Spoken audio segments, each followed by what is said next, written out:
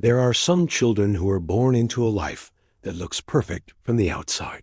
Big house, expensive clothes, the best of everything money can buy. But if you look a little closer, you start to see the cracks. You start to see what's missing. Elias was one of those children. He was 8 years old, small for his age, with dark hair that always fell a little across his forehead. He lived in a house that most people would call a mansion. Wide staircases, tall windows, rooms that echoed when you walked through them, because they were so big and so empty. The kind of house that looks alive in photographs, but feels quiet in real life. Elias had been blind since he was a baby. He was born too early, and the complications that came with that took his sight before he ever really had a chance to use it. He had never seen a sunset. He had never seen his own reflection. He had never seen the face of his father. But he had heard everything. That was the thing about Elias that most people didn't understand right away. Because he couldn't see the world, he listened to it in a way that most people never do. He could tell who was walking down the hallway just by the sound of their footsteps. He knew when it was going to rain because the air sounded different, heavier somehow. He could hear the difference between a room that was empty and a room that had someone standing quietly in the corner. He heard everything. He just didn't always know what to do with it. His father, Richard, was a man who had built his entire life around results. He had started with nothing, truly nothing, and through years of hard work, sharp decisions, and a relentless drive that never really switched off, he had become one of the wealthiest men in the country. His name was on buildings. His face appeared in business magazines. When he walked into a room, people paid attention. But when it came to his son, Richard didn't know what to do. It wasn't that he didn't love Elias. In his own way, he did. But love, for Richard, had always looked like providing. It looked like solutions. It looked like fixing problems. And Elias's blindness was something he couldn't fix, no matter how much money he threw at it. The finest doctors had been consulted. The best specialists had been flown in. Every option had been explored, and every option had led to the same answer. There was nothing to be done. And so Richard did what he always did when he couldn't solve a problem. He stepped back from it. He filled the house with tutors and therapists and caregivers who were far more patient than he was. And he told himself that Elias was being taken care of, that it was enough. But being taken care of and being truly seen are two very different things. And deep down, even at 8 years old, Elias felt that difference every single day. The house had a piano. It sat in the east wing, a big, beautiful Steinway that had been there long before Elias was born. No one really knew why it was there. Richard didn't play. None of the staff played. It just sat there, polished and untouched, like a piece of furniture that had forgotten its purpose.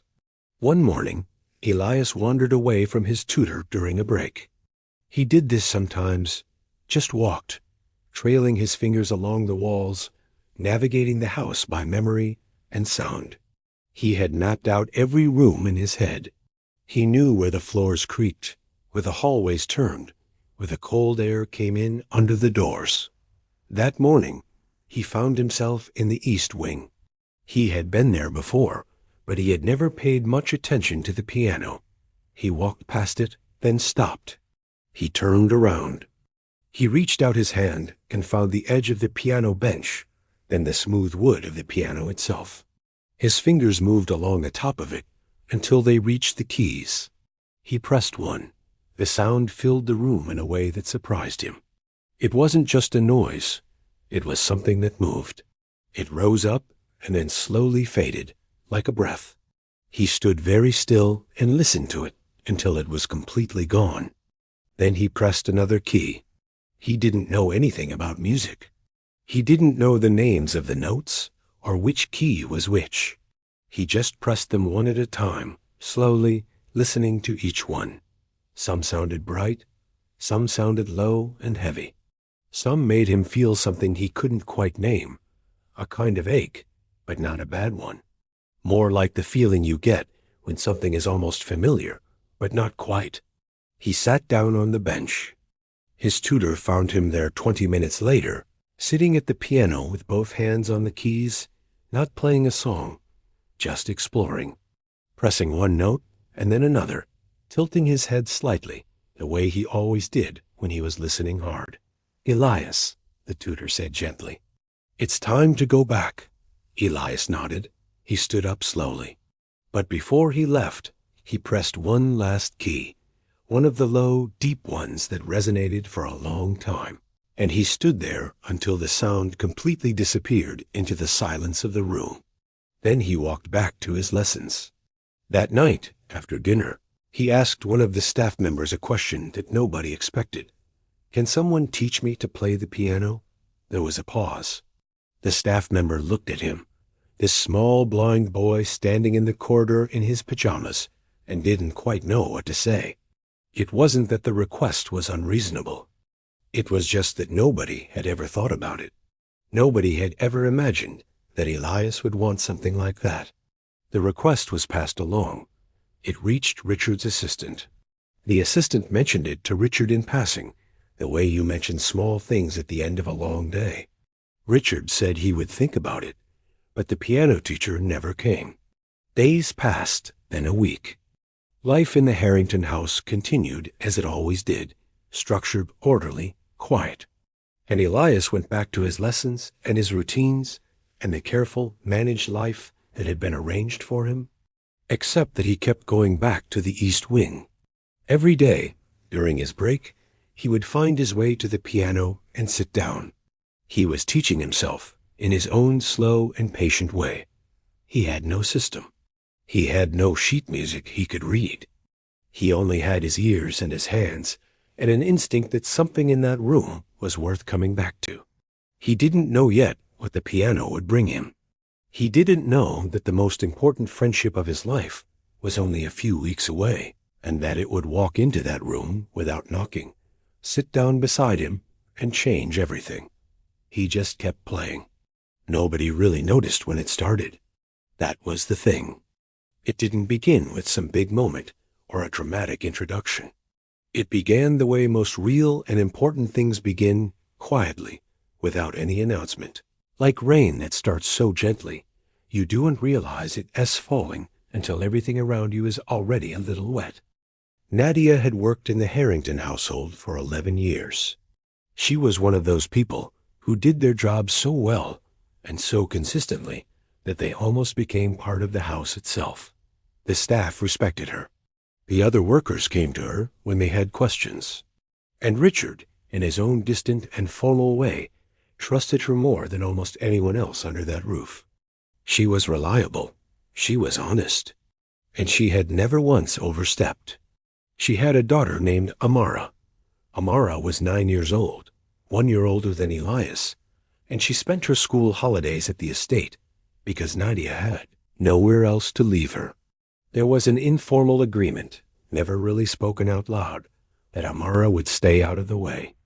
She would sit in the staff quarters, read her books, help her mother with small tasks, and not disturb the order of the house. Amara, however, had her own opinions about that arrangement. She was not a troublesome child. She wasn't loud or difficult or disrespectful, but she was deeply, genuinely curious about the world around her, and the Harrington estate was the most interesting place she had ever spent time in. She explored it the way children explore places they find fascinating, quietly and carefully, like she was afraid that if she made too much noise, the magic would disappear. She had seen Elias before, from a distance. She knew he was blind. She knew he was the son of the man who owned the house.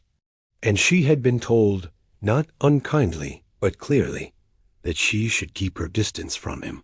Then one afternoon, she heard the piano. She was walking down the hallway near the East Wing, carrying a small stack of folded towels her mother had asked her to leave outside her room. She stopped when she heard it. It wasn't a song, she could tell that immediately. It was more like someone asking questions with their hands. A note here, a pause. Another note, a longer pause. Then 3 notes in a row, close together, like whoever was playing was trying to figure out if they belonged next to each other. She set the towels down and followed the sound. She pushed open the door to the East Wing room and saw Elias sitting at the big piano, both hands on the keys, his head tilted slightly to one side.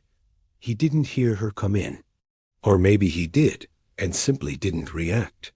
She stood near the door for a moment, watching him. He pressed a low key and let it ring out. Then he pressed a high one. He seemed to be comparing them, holding them up next to each other in his mind, the way you hold two colors next to each other to see how they look. Amara walked across the room and sat down on the other end of the piano bench. Elias went still. "I'm not going to bother you," she said simply. "I just want to listen." He didn't ask her to leave. He didn't say anything at all for a moment. Then he turned back to the keys and pressed another note. She watched his hands for a while. Then she reached out and pressed a key on her end, one of the high, bright ones near the top. It rang out clearly, clean and light. Elias tilted his head toward her side of the piano. She pressed another one, just next to the first. He listened. Then he found a note on his side that seemed to answer hers. She didn't know how he did it so quickly, but it fit. It actually fit. Together the two notes sounded like they had always been meant to sit beside each other. That was how it began. They didn't talk much that first afternoon. They didn't need to. They just played, or tried to play, passing sounds back and forth like a conversation neither of them had words for yet. When Amara finally stood up to leave, Elias said one thing. "Will you come back tomorrow?" She came back the next day, and the day after that. Within a week, they had developed something that was starting to sound, very loosely, like music. Amara had a good ear. She had grown up listening to the songs her mother played on her old phone while she cooked, and she had absorbed melodies without even realizing it. She would hum something softly, and Elias would listen, and then he would find the notes on the keys one by one, slowly, until he had it. Sometimes he got it wrong. She would hum the part again, a little slower, and he would try again until it clicked. He learned faster than she expected. Not just the notes. He learned the feeling of the music. There was a difference, she noticed, between when he was just finding the right keys and when he was actually feeling what he was playing. When it was just technique, his hands moved carefully, precisely. But when something clicked for him emotionally, his whole body shifted slightly. His shoulders relaxed, his chin lifted, and the music that came out had a warmth to it that you couldn't fake. Those were the moments Amara lived for. She started bringing things to their sessions. She brought a small notebook where she had written down the names of songs she liked, songs Elias had never heard. She would describe them to him in her own way, not with music theory or complicated words, but with feelings. "This one sounds like when you wake up and you don't have to go anywhere," she said once. "Like a slow morning." He laughed at that, a real laugh, surprised out of him, and then he played something soft and unhurried that somehow matched exactly what she had described. She stared at him. "How did you do that?" He shrugged, still smiling. "I just heard what you said," the staff noticed. Of course they did. In a house where very little went unobserved, two children meeting daily in the East Wing was not something that stayed invisible for long. Some of them were uncomfortable with it, not because anything was wrong, but because it was unexpected. Because Amara was the servant's daughter, and Elias was the billionaire's son, and somehow, in the minds of the adults around them, that gap was supposed to mean something. But Elias didn't know about gaps like that. He had never been taught to care about them. And Amara, for all her quiet awareness of the world, had not yet learned to let them limit her either. So they kept playing. The music got better. Slowly, imperfectly, beautifully. It got better in the way that things get better when two people are genuinely trying. Not for any audience, not to impress anyone, but just because the thing itself feels worth doing. And somewhere in that, without either of them noticing it happen, The music stopped being the most important thing in the room. The friendship was. Richard Harrington was not a man who missed things. In business, that sharpness had served him well. He noticed small details that other people walked past. He caught shifts in a conversation before they became problems. He read rooms quickly and accurately, and he trusted that instinct almost more than he trusted anything else. But when it to his own house, his own son, he had been missing things for years. Not because he wasn't sharp enough to see them, but because some part of him had decided, quietly and without ever fully admitting it, that it was easier not to look too closely. It was his assistant, Tariq, who first mentioned the piano room, not as a complaint, not even a concern, just a passing comment at the end of a long day. "Your son has been spending a lot of time in the East Wing," Tariq said, "with the servant's daughter, Nadia's girl. Every afternoon, apparently." Richard looked up. "Every afternoon?" "For about 3 weeks now." Richard nodded slowly. He said he would look into it. And for a long while after Tariq left, Richard just sat at his desk, thinking. His first instinct was to put a stop to it. It was a reflex that had run most of his life. Control the variables, manage the situation, keep things orderly. The optics of his blind son spending unsupervised afternoons with a staff member's cis-child in a forgotten wing of the house. It just didn't sit right with the image he had so carefully built. But something made him pause. No one had actually described it as a problem. Tariq hadn't said Elias was upset, or that anything inappropriate was happening. He had simply said the two children were together, in the piano room, every afternoon. Richard found himself wondering what that looked like. He didn't go that evening. He told himself he was too busy. But the next afternoon, between a call that ended early and a meeting that hadn't started, he found himself walking toward the East Wing without having made a clear decision to do so. He heard the music before he even reached the door. He stopped. It wasn't polished music, not a performance. It was hesitant, uneven, and the notes sometimes stumbled over each other.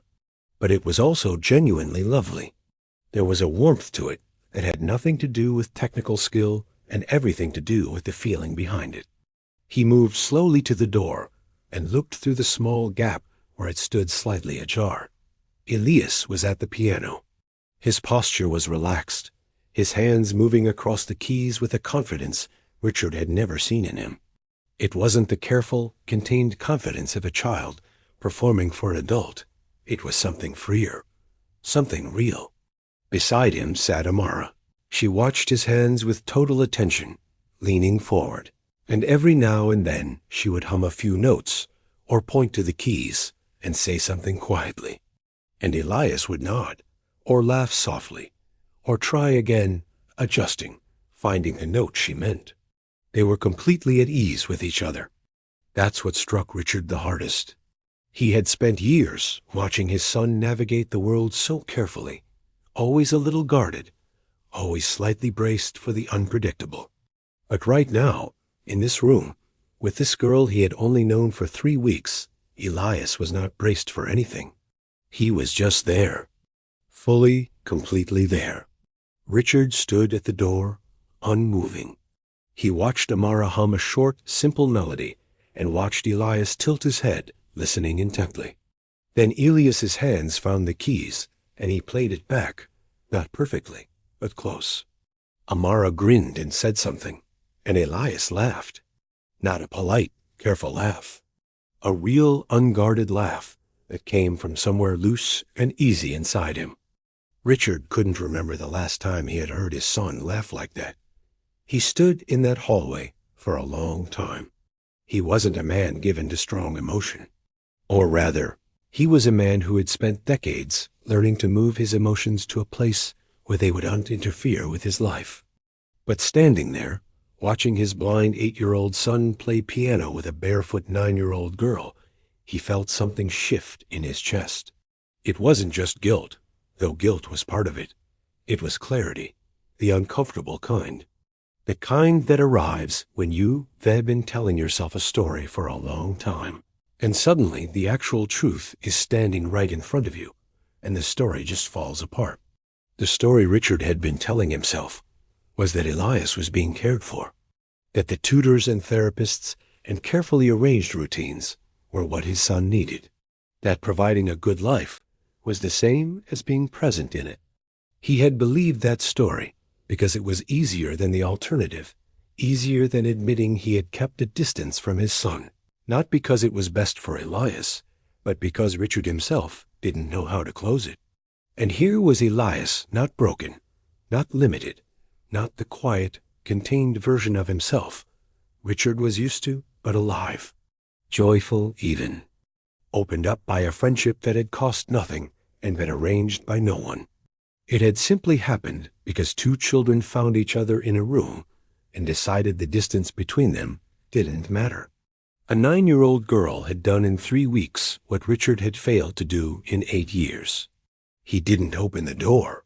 He couldn't, not because he didn't want to, but because he needed a moment that was just his.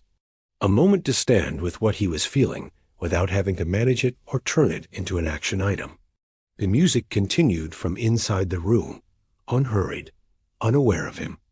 Richard pressed his hand flat against the wall beside the door and stood there until the song, whatever it was, wherever it had come from, reached its quiet, imperfect, beautiful end. Then he straightened his jacket, turned around, and walked back down the corridor. But he was not the same man who had walked down it just a few minutes before. Something had changed. Something that had been closed for a very long time had come slightly, carefully open. And this time, he didn't try to close it again. Change, when it comes from a real place, doesn't arrive loudly. It doesn't show up with a grand gesture or a moment that everyone notices. Real change, the kind that actually sticks, tends to arrive quietly. It looks like a small decision made in a corridor. It looks like a knock on a door that a man has never knocked on before. It looks like 2 words said simply and without rehearsal to someone who wasn't expecting to hear them. It starts not with a bang, but with the quiet, imperfect sound of a piano played by 2 children who simply found a way to be friends. That was how it began for Richard. The morning after he stood at that door, he woke up earlier than usual. He lay in the dark for a few minutes, not reaching for his phone the way he normally did, not running through the day's agenda in his head.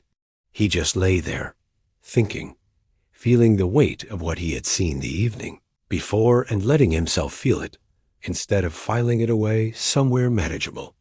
Then he got up, dressed, and walked to Nadia's quarters before breakfast.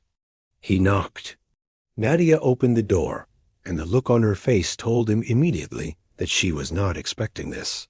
In 11 years, Richard had never come to her door.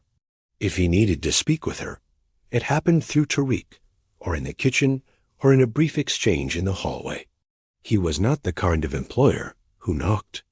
She straightened slightly, the way people do when they're caught off guard and are trying not to show it. "Good morning, sir." "Good morning, Nadia." He paused for just a second, the way someone pauses when they've had planned what to say, and then decided at the last moment to say something more honest instead. "Your daughter, Amara.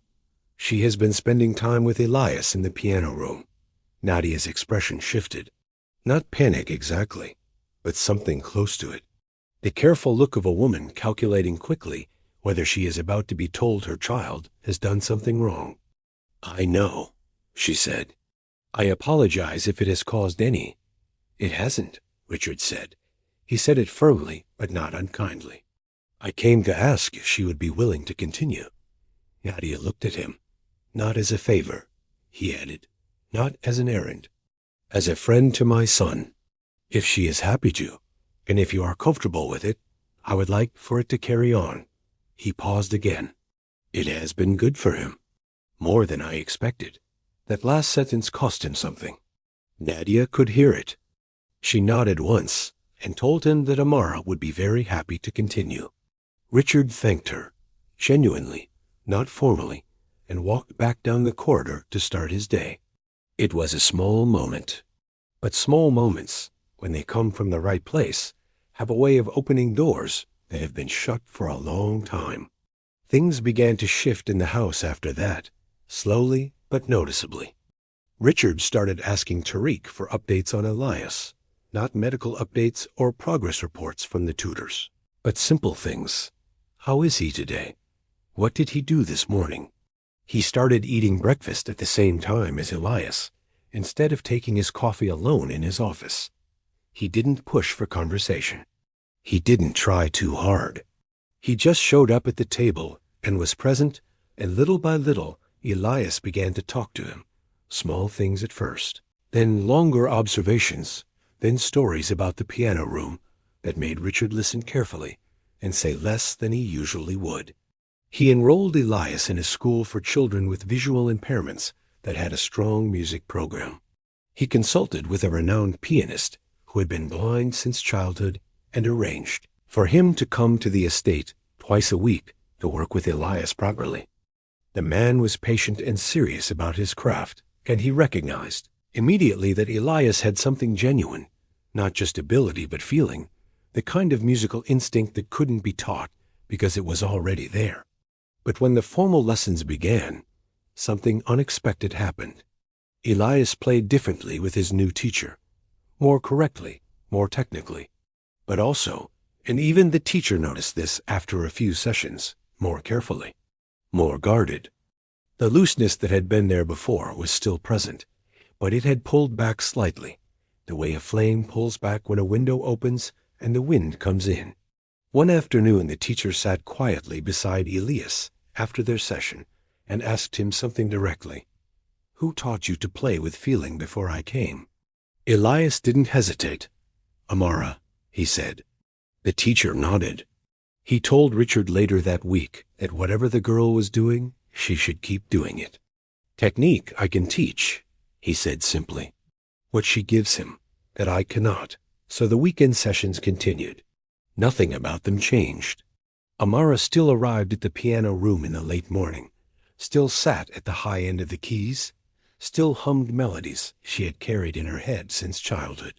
And Elias still played them back to her, still adjusted when she shook her head, still laughed when they found something that worked. The friendship was exactly what it had always been, unpolished, unpretentious, and entirely real. 6 months after Richard had stood at that door, Elias performed at his first recital.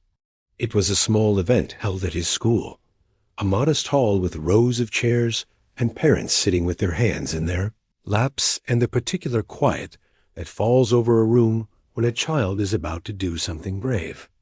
Elias sat at the piano in a neat dark jacket, his back straight, his hands resting in his lap for a moment before he began. Before he played, he said something into the silence of the room. His voice was clear and unhurried. "This is for the person who showed me where the notes were."